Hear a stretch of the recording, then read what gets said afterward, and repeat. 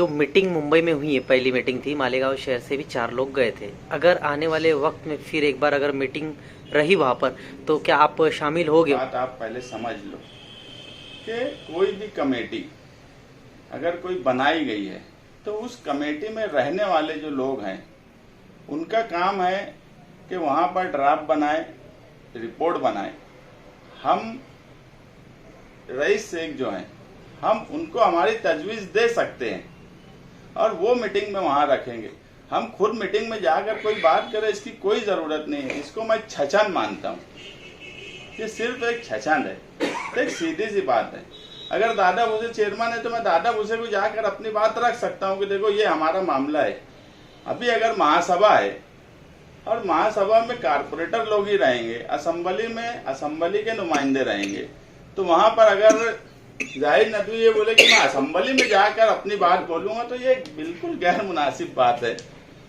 वो आकर ये बोले कि मैं महासभा में जाकर, अगर इनको कोई बात बोलना है तो वहां के नुमाइंदे के पास बात रख सकते हैं। ऐसे ही कमेटी का मामला है, एक ऑफिशियल कमेटी है, उसे ऑफिशियल तरीके से काम करने दिया जाए।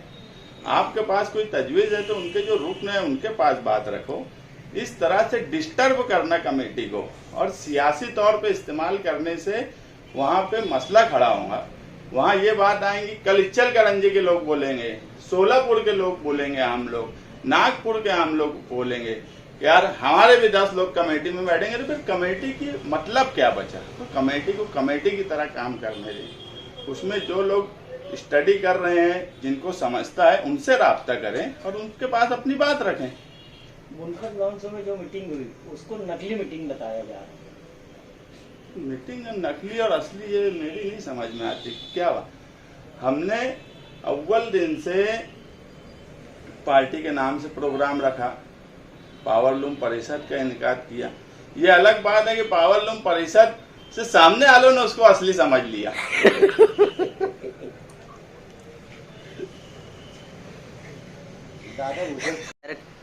मालेगांव शहर में 3 जनवरी को पावरलूम परिषद का इनेकाद किया गया, जो इंतहाई कामयाब रहा। रईस शेख साहब और प्रताप उगाड़े साहब मालेगांव आए और एक पावरलूम परिषद जिस तरह बुनकरों के साथ तबादला ख्याल होना चाहिए था उस तरह से हुआ। बुनकरों ने अपनी बात रखी उनके सामने, ताकि रईस शेख जो हैं वो उस कमेटी के रुकन हैं जो सरकार ने उनके बोलने पे बनाई है। और मालेगांव शहर के मसाइल और पावरलूम इंडस्ट्री के ताल्लुक से मालेगांव शहर के बुनकर के पास जो जानकारी थी उन्होंने वो रखी, उस पर उन्होंने जवाब दिया और इंतहाई शानदार प्रोग्राम हुआ, जो मेरे ख्याल से मालेगांव की तारीख का अपना एक अनोखा प्रोग्राम था, जहां पर इतनी बड़ी तादाद में बुनकरों ने हाजिरी लगाई। मैं तमाम ही मालेगांव शहर के बुनकरों का, पावरलूम से जुड़े अफराद का शुक्रिया अदा करता हूं। एक आम आवाम भी वहां बड़ी तादाद में आई जो पावरलूम से जुड़ी हुई थी। हम सबका शुक्रिया अदा करते हैं। जो मेहमान आए उनका भी शुक्रिया अदा करते हैं और इंशाअल्लाह आने वाले वक्त में हम पावरलूम के मसाइल पर जो कमेटी बनी है, रुकन रईस शेख साहब और अबू आसिम आजमी साहब से भी मुलाकात करेंगे, ताकि अच्छे ढंग से जो ड्राफ्ट बनाया जा रहा है उसमें उनकी मदद हो सके। और कुछ बुनकरों से हमारी बातचीत हुई है, उन्होंने वहाँ भी सजेशन दिया है और लिख कर भी दिया है, तो एक अच्छा ड्राफ्ट बनाकर उनको हम पेश करने की कोशिश कर रहे हैं, ताकि ये सनद जो मीटिंग में शान इन ने बोली कि पावरलूम की आवाज़ हमारे दिल की धड़कन है, महाराष्ट्र में मालेगांव शहर से ये बात सरकार तक जाए कि पावरलूम की आवाज़ धड़कन है।